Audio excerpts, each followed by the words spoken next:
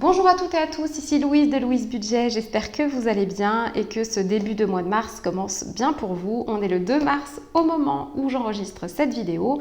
Je vais donc parler avec vous de mes péripéties du mois de février qui à mon avis sont communes à pas mal d'entre nous.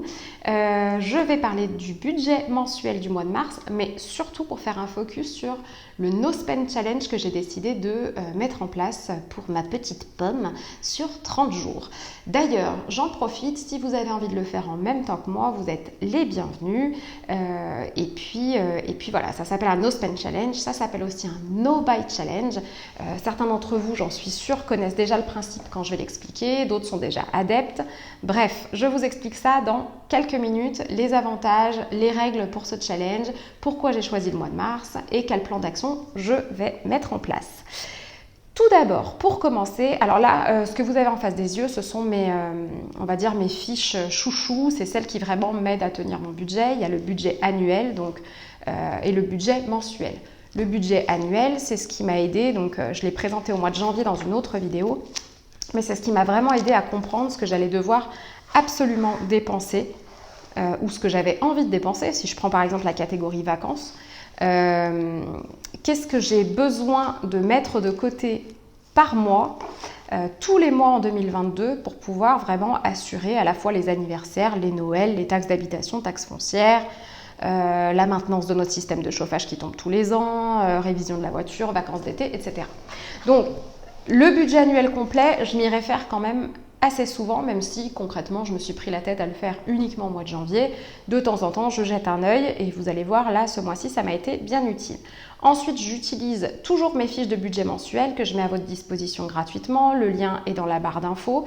Ça me permet vraiment d'établir mon budget mois par mois. Et comme je fais la méthode qu'on appelle le budget zéro ou le budget à base zéro, tous les mois, je peux refaire un budget et redépenser mon argent, recatégoriser mes finances pour que ça s'adapte vraiment à l'évolution de ma vie au mois le mois. Et puis à l'évolution de mon salaire aussi tous les mois en fonction du moment. Alors, ce qui s'est passé au mois de février pour moi, je pense que c'est quelque chose qui vous est arrivé peut-être aussi, vous me direz dans les commentaires, j'ai eu une régulation EDF. Alors, le mois de la régulation EDF, je le prévois dans mon budget annuel. C'est-à-dire que j'ai mis 150 € de côté pour gérer cette régulation qui tombe tous les mois de février chaque année. Mon mari a mis la même chose. Il s'avère que du coup, ça nous faisait un budget de 300 € pour cette régulation. Eh bien, patatras. En vérité, il manquait 400 € puisque nous en avons même un peu plus. On en a eu pour un peu plus de 700 € de régulation cette année. Alors ça s'explique, c'est pas qu'on a fait des folies au niveau électrique, mais on a changé complètement notre système de chauffage. On est passé du fioul à la pompe à chaleur. La pompe à chaleur fonctionne avec l'électricité. Donc même si à terme ce sera très économique, tout est relatif, ce sera plus économique et plus écologique que le fioul, on va dire, et plus pratique. Ça n'empêche que là, pour le moment, on absorbe les coûts de cette première année. Et donc, du coup, la régulation qu'on avait chiffrée à 300 € à l'année pour 2022 s'estime en fait à presque 750. Donc, grosse surprise et grosse déception, forcément. Donc, c'est pour ça que au mois de mars, j'ai décidé de mettre en place un plan d'action pour pouvoir un petit peu récupérer ce que j'ai pris en avance de mes provisions. Donc j'ai pris déjà, il faut savoir que j'ai pris un peu plus de 200 € sur mes provisions annuelles, qui n'étaient pas prévues du coup. Et pour rattraper tout ça, j'ai décidé de me lancer un No Buy ou un No Spend Challenge. Alors, qu'est-ce que c'est un No Buy ou un No Spend Challenge ? Hop ! Pour ceux qui ne l'ont jamais fait ou qui n'en ont jamais entendu parler. Le No Buy ou No Spend Challenge, moi j'ai décidé de le faire sur 30 jours. Certains le font sur 90 jours, d'autres le font sur toute l'année. Il y a vraiment des gens, d'ailleurs, il y a des conférences TEDx, je ne sais pas si ça vous parle, je le note ici, mais qui parlent de comment je n'ai rien dépensé pendant un an. C'est assez intéressant en fait de voir les gens qui l'ont fait. Très honnêtement, là, l'année sans dépenser, je ne vois pas bien comment je vais pouvoir faire, surtout que je fais quand même très très attention depuis quelques mois. Donc voilà, j'ai pas non plus envie de tomber dans une privation extrême où j'estime que je suis déjà pas dans la surconsommation. Donc, alors le no buy ou le no spend challenge, ça consiste à réfléchir à ses futures dépenses et à s'en autoriser certaines et à s'en refuser certaines pendant un certain nombre de jours ou de mois. Pourquoi est-ce qu'on met en place ce genre de challenge? Alors, le but, c'est de pouvoir faire un gros effort, mais sur une toute petite période. Parce que, enfin, comme je vous disais, il y en a qui le font sur un an, mais j'estime que pour commencer et pour ne pas se la jouer trop drastique, 30 jours, c'est déjà pas mal. Ça peut être aussi une seule semaine ou 2 semaines si vous êtes quelqu'un de très dépensier en règle générale. Le but, c'est de faire un gros effort pour soit financer un projet. Supposons, vous vous dites, bon, ça suffit, j'arrête pas de dépenser, mais à la fin de l'année, je vais avoir un apport pour m'acheter un appartement. Vraiment, enfin, je donne un exemple au hasard. Donc, financer un projet, renflouer son fonds de sécurité, moi, c'est ce qui va être... alors, c'est pas vraiment le cas pour moi. Moi, c'est plus rattraper un mois. Je ne vais pas couper cette vidéo, je vous le dis, parce que ça fait 8 fois que je la refais. Je vous assure que pour cet éternuement, je reste là. C'est mon défi. J'espère que j'en aurai pas d'autres. Je ne sais pas ce que j'ai en ce moment. Je suis malade tout le temps. Bref. Alors, je reprends. Vous avez un projet à financer, vous vous dites, ok, je vais faire un no spend challenge spécialement pour pouvoir m'aider à épargner pour ce projet. Vous avez un fonds de sécurité, par exemple, dans lequel vous avez pioché. Alors, j'ai déjà fait une vidéo sur le fonds de sécurité. Le fonds de sécurité, c'est cette épargne qui vraiment va vous servir en cas d'urgence, que ce soit une urgence médicale, que ce soit une urgence type accident de la vie, etc. Vous allez piocher dedans. Le but, à un moment donné, une fois que vous avez utilisé cet argent, donc c'est pas de l'argent plaisir, hein, c'est de l'argent besoin, urgence, nécessaire, eh bien, l'idéal, c'est de le renflouer le plus vite pour que vous puissiez dormir sur vos 2 oreilles au cas où il y a un nouvel imprévu qui tombe. Eh bien, le No Spend Challenge, si vous avez dépensé un peu de votre fonds de sécurité, peut vous permettre de renflouer. Ensuite, pour certains d'entre nous, ça va être tout simplement de sortir du découvert. Vous traînez un découvert depuis un petit moment, vous vous rendez compte qu'avec le fait de budgéter et de faire attention à vos finances, vous arrivez à remonter progressivement, mais pas assez vite à votre goût. Donc vous pouvez vous amuser à faire le No Buy Challenge. Vous avez vu, j'ai employé le mot s'amuser. Hein. Je ne sais pas si c'est très très marrant, mais je pense qu'on peut rendre ça ludique, en tout cas, notamment si on est plusieurs. Donc sortir du découvert, ça peut être un très très bon objectif. Comme moi, il y a un petit peu ce côté finir le mois en positif, c'est-à-dire que le mois de février pour moi n'a pas été glorieux. Et en plus de ça, vous le verrez quand je vais faire mon petit remplissage très rapide des enveloppes, vous verrez que de toute façon, j'avais pas très très bien géré. Je pense qu'il y a eu un petit laisser-aller, j'étais très fatiguée et voilà quoi. Rien de grave, aucune détresse financière, mais ça n'empêche que je sais que me connaissant, il ne faut pas trop que je tombe là-dedans, sinon je retournerai dans le découvert, c'est obligatoire. Donc finir le mois en positif, ça peut être vraiment un très bon objectif aussi, ou acheter quelque chose sans crédit. Si par exemple ça fait, je sais pas, 1 an que vous lorgnez sur un super ordinateur et que vous vous dites, en fait, je vais faire un crédit, peut-être que ça vaut le coup de se dire, je vais faire plutôt 3 mois de No Spend Challenge dans l'année, mois par mois, enfin voilà, un au mois de janvier, un au mois de juillet, un au mois de novembre, et ça me payera peut-être mon ordinateur. Donc voilà déjà les efforts, pourquoi ça vaut le coup peut-être de faire un effort sur ce challenge. Alors, qu'est-ce qui est autorisé dans le No Buy ou le No Spend Challenge? Donc, en traduction pure, ça veut dire un challenge de non-dépense ou un challenge de non-achat, déjà. Qu'est-ce qui est autorisé? Alors, autorisé, ça va être vos frais fixes. On va regarder à quoi ça correspond sur mon propre budget mensuel. Ce qui est autorisé dans un No Spend Challenge aussi, ce sont les frais variables, évidemment. Et les frais d'urgence. Comme on l'a dit, il y a toujours des imprévus dans la vie. C'est pas parce que vous faites un No Buy ou un No Spend Challenge que vous n'allez pas vous en occuper au moment où ça tombe. Donc frais fixes, frais variables, frais d'urgence. Très rapidement. Pour moi, les frais fixes, ce sont mes sorties automatiques. Alors attendez, je vais pousser un petit peu. Mes sorties automatiques, c'est tout ce que je mets dans ma fiche de budget mensuel. Ce mois-ci, ça s'élève à 264,19 €. Ça comprend banque, assurance, un frais d'internet, Disney+, téléphone, iCloud. C'est ce que j'ai vraiment diminué, et EDF aussi évidemment, puisque c'est quand même le nerf de la guerre sur ce budget.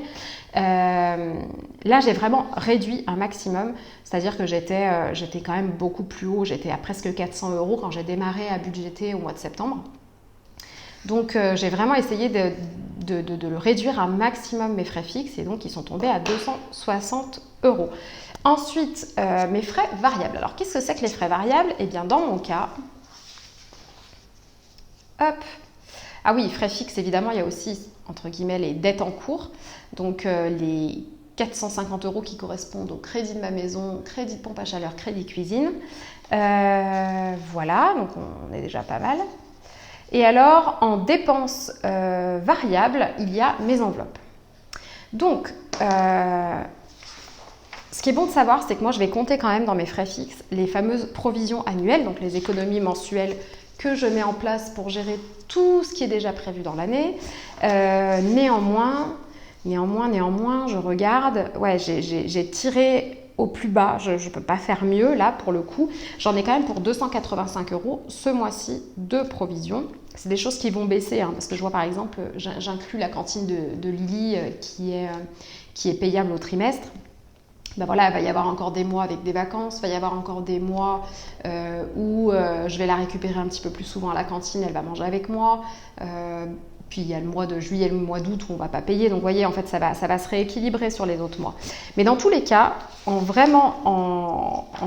frais fixes et frais variables, si je compte mes provisions annuelles, moi, il me reste ce mois-ci 450,76 euros pour gérer mes frais variables, alimentation, maison, santé, chat, voiture ou train, donc déplacement, mon enveloppe, l'enveloppe pour ma fille et les sorties et restaurants. Et qu'est-ce que j'ai mis en place du coup? Ben, il a fallu pour le No Spend Challenge que je réfléchisse à comment j'allais catégoriser finalement mes enveloppes, sachant qu'il y a des interdits dans le No Spend Challenge, évidemment. Ce qui n'est pas autorisé, ce sont les frais qu'on appelle les frais superflus. Et alors là, cadeau bingo, vêtements, sorties, restaurant, le petit coiffeur, le petit... Alors ça dépend, hein, si vous avez les cheveux courts et qu'il faut aller vous faire couper les cheveux, bien sûr. Mais moi, dans mon cas, j'ai les cheveux mi-longs, donc je veux dire, s'ils poussent de 2 cm ce mois-ci, c'est pas très grave. Les frais superflus, c'est tout ce qui n'est pas obligatoire finalement. Alors que les frais fixes, bah, ça va être pour vous loger, pour vous chauffer, pour avoir internet. Et vos frais variables, bah, pour vous nourrir, pour remplir votre voiture avec un plein d'essence. Et les frais d'urgence, bah, qui portent bien leur nom, bah, les frais superflus, c'est effectivement tout ce qui va être de l'ordre de la consommation plaisir et qui peut être reporté. Et c'est là que ça se corse quand même un petit peu, je trouve, parce que vêtements, bon, je pense que ça va bien se passer. Moi, ma fille est en fin de croissance, donc j'ose espérer qu'elle va nous faire une poussée de 15 cm ce mois-ci. Auquel cas, eh ben, tant pis, on s'adaptera. Mais voilà, pour tout le reste, ça me paraît quand même pas évident de faire du 0 €. Moi, de toute façon, j'ai fait avec mon budget qui est un petit peu bas ce mois-ci. C'est-à-dire qu'en alimentation, j'ai choisi de mettre 90 €. D'habitude, je suis à 150. Donc, mon mari va rester à 150, mais moi, je vais passer à 90 €. Pour la maison, donc en général c'est tout ce qui est frais de petites réparations, déco, machin, ça reste quand même pour embellir ou entretenir la maison, bah là ce sera 0 €. Pour la santé j'ai mis 10 €, pour mes chats j'ai mis 10 €, là c'est surtout parce que je dois aller acheter de l'antipuce. Mon mari va mettre la même somme. Ensuite voiture et train, c'est mon plus gros poste de dépense.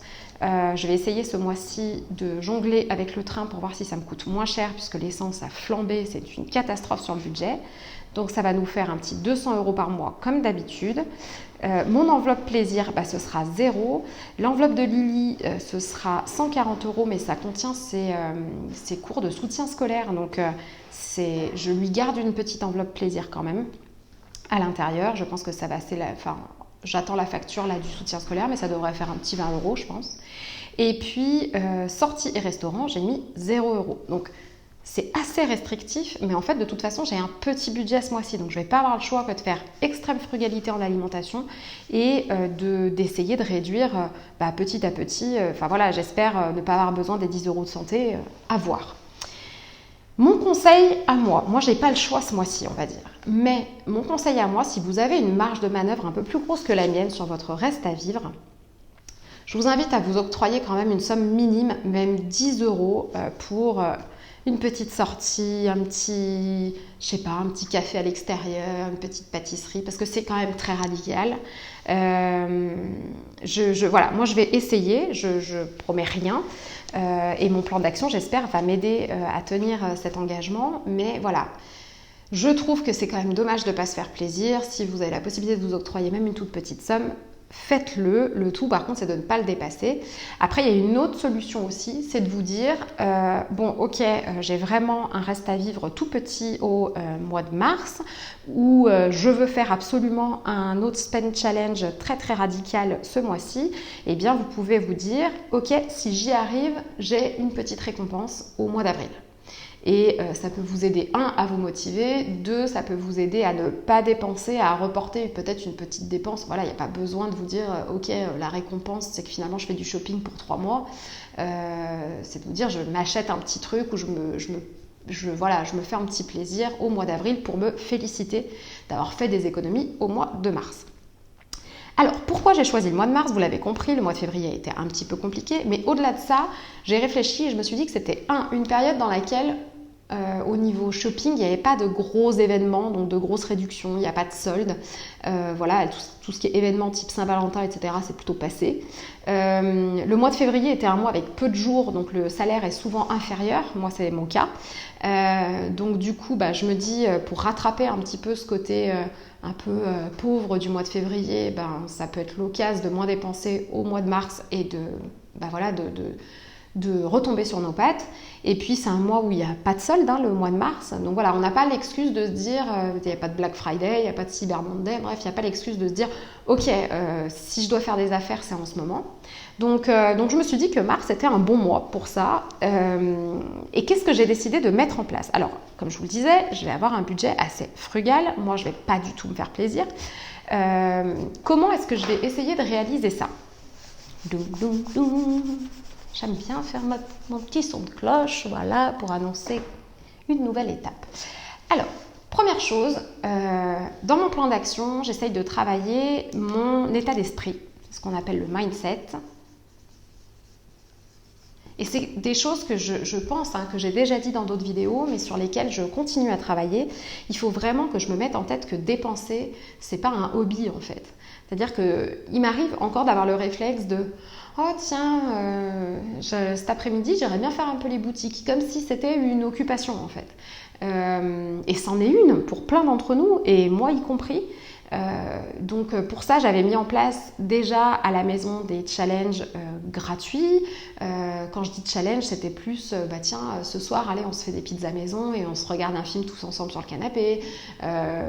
On décide de faire un pique-nique ce midi après une randonnée. Voilà, donc des petites sorties ou des petites activités complètement gratuites qui me permettent de me rendre compte que naturellement, en fait, il n'y a pas besoin de dépenser pour s'amuser et passer des bons moments, surtout en famille. Donc le mindset, quelque chose que je continue à travailler. Je me mets dans la tête, dépenser n'est pas un hobby. Comme ça, quand je m'ennuie, si ça doit arriver, eh bien, je ne sortirai pas ma carte bleue. Ensuite, je pense qu'il y a quelque chose à travailler, c'est le fait de ne pas rester seule. Donc moi, évidemment, j'ai la chance d'avoir cette chaîne en fait qui est quand même un vrai ancrage pour moi, c'est-à-dire que là je vous dis par exemple tiens je vais me lancer un challenge, mais en fait du coup pas que ça m'oblige mais ça me discipline un petit peu parce que je me dis que vous êtes en train de regarder, parce que je me dis que j'ai fait une vidéo là-dessus, ce serait quand même dommage d'échouer, etc. Si vous n'êtes pas obligé d'avoir une chaîne YouTube évidemment, mais sachez qu'il y a très souvent des hashtags sur les réseaux sociaux qui sont des hashtags type NoSpend ou NoSpend Challenge. Vous pouvez retrouver des gens qui font le challenge en même temps que vous sur Instagram, Facebook, etc. Donc je pense que rejoindre un groupe de NoSpend Challenge sur Facebook aussi, il y a des groupes, ça peut être utile si de temps en temps vous perdez un peu la motivation. Et puis si vous avez envie de le faire en famille aussi, ça peut être quelque chose que vous pouvez avoir envie de faire avec votre compagne ou votre compagnon, pourquoi pas. Voilà, en tout cas je pense que ne pas rester seul c'est important. Ensuite, une autre règle, c'est de se dire, il n'y a pas d'échec en fait. Oui, effectivement, on peut très bien se dire, oh merde, j'avais prévu de pas du tout dépenser, puis finalement je suis allée une fois au restaurant. C'est quand même pas un échec, c'est pas grave, on continue. Enfin, c'est un petit peu le principe. de se dire que tout ce qu'on fait est finalement une évolution dans notre parcours, c'est un essai. Et l'erreur, à mon sens, serait de se dire bon, bah voilà, ça y est, je me suis lâchée, j'ai dépensé 10 € qui n'étaient pas prévus dans un magasin, et ben tant pis, je laisse tomber le No Spend Challenge. Non, au final, ce serait dommage parce que vous pouvez quand même continuer à faire de très belles économies, et c'est pas parce qu'il y a eu un petit couac que tout va foirer. Ensuite, dans mon plan d'action, moi je me suis dit que c'était vraiment un moment sur lequel je pouvais faire du tri. Alors c'est quelque chose que je fais régulièrement, mais là, je le fais en général pas aussitôt dans l'année. J'attends un petit peu le printemps ou l'été. Mais là, je me suis dit, étant donné qu'on démarre sur une période dans laquelle je vais pas aller faire du shopping, dans laquelle je vais pas être tentée de compenser certaines choses par de la dépense, eh bien c'est peut-être le moment de trier et de continuer à vider la maison, de continuer à trier ma garde-robe, trier, j'en sais rien, mes placards, enfin bref, ma vaisselle. Ça paraît un peu bête comme ça, mais en fait, très souvent, quand on fait des moments de tri, on a envie aussi d'avoir des moments de remplacement. C'est-à-dire que passer un temps quand je faisais du tri, alors ça je me suis beaucoup calmée depuis que je me suis mise au minimalisme, mais passer un temps quand je faisais du tri, j'avais immédiatement envie d'aller faire du shopping pour remplacer, avoir des choses un peu plus neuves. Bon, là c'est pas l'idée. Donc comme je serai là dans un mois où je ne dépense pas, si je fais du tri, a priori il n'y a pas de bazar qui va de nouveau rentrer dans la maison et pas de dépenses superflues. Donc voilà, je me dis que c'est le bon moment de faire un fresh start, un commencement tout frais, voilà. Alors, ensuite, donc ça c'est plutôt pour la base, on va dire. Ensuite, pour le plan d'action pur. Ding, ding, ding. Petite cloche, toujours. Hop. Alors, moi j'ai décidé de supprimer de mon écran de téléphone. Alors attention, j'ai bien dit supprimer de mon écran et pas supprimer définitivement. Tout ce qui va être app de shopping, application, si pour vous, votre petit... donc les Amazon, tout ça, je ne les vois plus en fait sur mon téléphone. Ils existent, mais je ne les vois plus, je suis donc moins tentée. Les apps de livraison de repas aussi. Les apps. J'en ai même profité, pour être honnête, pour enlever certaines applications type Pinterest et Instagram. Qui sont des bonnes applications, il n'y a aucun problème, hein, mais qui me tentent en général. Voilà, ça me donne envie d'acheter. Donc là, je me suis dit, ok, tout ce qui est app comme ça, là, on va arrêter. Et à la place, j'ai remplacé avec des apps de lecture. Donc voilà. Donc là, j'utilise une app qui me propose un résumé de livre par jour et qui s'appelle Blinkist. Alors bon, c'est en anglais, mais je suis presque sûre que ça doit exister en français. Je crois que c'est Cooper en français. Je crois. Voilà, bref. Je m'installe de quoi lire, je choisis des petits blogs ou des vidéos YouTube que je mets de côté. Bref, j'essaye de ne pas aller sur ces apps-là et je les laisse de côté pour pouvoir les oublier. Ensuite, j'ai décidé de faire un maximum d'inventaire, de placards et de congèles au niveau alimentaire. Je vais me mettre en mode warrior, il me reste encore pas mal de surgelés. Il me reste encore des conserves que je pense avoir utilisées, je ne les ai pas utilisées, du riz, des pâtes. Donc on va aussi faire beaucoup de jours sans achat dans les menus que je vais préparer pour ma famille. Donc ça permettra de ne pas aller en course trop souvent. J'ai décidé de majoritairement emprunter ou réutiliser quand j'ai besoin de quelque chose. Alors emprunter, je pense que le terme est assez clair. Réutiliser, eh bien, en général, comme tout le monde, hein, quand certains de mes produits d'hygiène sont terminés, exemple un petit savon pour les mains, eh bien, je le mets de côté, je me dis je l'utiliserai plus tard, je le referai fondre, blablabla, toutes ces choses que je dis et que je ne fais pas finalement. Bon, bah là, je vais mettre ça dans mon petit filet à savon, mes petits restes de savon, et je vais essayer vraiment d'aller au bout de tous mes produits, vous voyez. Donc, je réutilise un maximum, j'emprunte si besoin, mais je n'achète pas. Ensuite, si vraiment, ça c'est... Parce qu'il faut se faire plaisir, on l'a dit, et vous avez vu, je n'ai pas un seul budget plaisir ce mois-ci. Eh bien, il y a des sites ou des applications comme Give ou Le Bon Coin dans lesquels il y a des dons. Donc je vois par exemple, hier soir, j'ai fait un tour sur Give et j'ai vu qu'il y avait une dame qui donnait tous ses magazines de couture, de tricot, etc. Ce sont des sujets qui m'intéressent. Et ben je me dis, voilà, je vais les réserver et je vais avoir un petit peu de lecture pour ce mois sans avoir besoin spécialement de dépenser et j'aurai l'impression d'avoir quelque chose de nouveau qui est rentré, mais finalement il n'y a pas besoin que ce soit quelque chose de payant. Puis je vais me donner des idées de projets ensuite pour le reste de l'année. Bon, voilà. Sur le Bon Coin, c'est la même chose, il y a pas mal de rubriques de dons et je vois du coup, je vous l'ai dit dans une autre vidéo, mais c'est très important de donner pour recevoir à mon sens. Donc hier avec mon mari, on était en train de faire de l'aménagement sur notre terrasse, il faisait un petit peu beau. On a décidé de mettre sur le Bon Coin tous les pavés qu'on n'utilisait plus en don. Et là, on a été hyper surpris, mais il y a plein de gens qui sont venus prendre ces pavés. Donc, on n'a pas eu à aller à la déchetterie. Et en plus, on a fait plaisir à des gens qui, eux, veulent refaire leur terrasse avec du matériel gratuit, donc très très cool. Donc on peut aussi être dans l'autre démarche, c'est-à-dire ok, on donne, mais on peut aussi recevoir. Donc allez sur Give ou sur le Bon Coin à la rubrique des dons si vous trouvez que c'est beaucoup trop drastique. Ensuite, qu'est-ce que j'ai mis en place? Alors moi, je suis pas très shopping de vêtements, mais ça n'empêche qu'en ce moment, je suis un peu dans un mood, j'ai plus rien à me mettre. Donc j'ai décidé de préparer mes tenues le soir. Alors j'imagine que toutes les mamans super organisées qui ont 3 ou 4 enfants sont obligées de le faire de toute façon. Moi, j'étais pas obligée. En tout cas, c'est quelque chose que je vais faire. J'ai commencé à faire même pour pas avoir cette espèce de syndrome de ok, j'ai rien à me mettre, ça me saoule et je commence à faire, même si je suis pas une accro au shopping, oh, faut que j'aille en friperie, il faut que j'aille m'acheter ça, ça va pas avec ça, enfin bref. Donc je prépare mes tenues le soir, j'y réfléchis, si ça doit me prendre 10 minutes, ça me prend 10 minutes, mais au moins le lendemain, j'ai pas l'excuse de j'ai rien à me mettre et ça aide à ne pas dépasser, mine de rien. Ensuite, dans mes menus, vous avez vu que j'ai que 90 € d'alimentation, en tout cas pour ma part, 150 avec mon mari, mais ça fait quand même un petit budget pour 3. Dans la préparation de mes menus, j'ai décidé de mettre en place pas mal de recettes, ce que j'appelle les recettes fourre-tout. Alors, les recettes fourre-tout, ce sont des recettes à base, en général,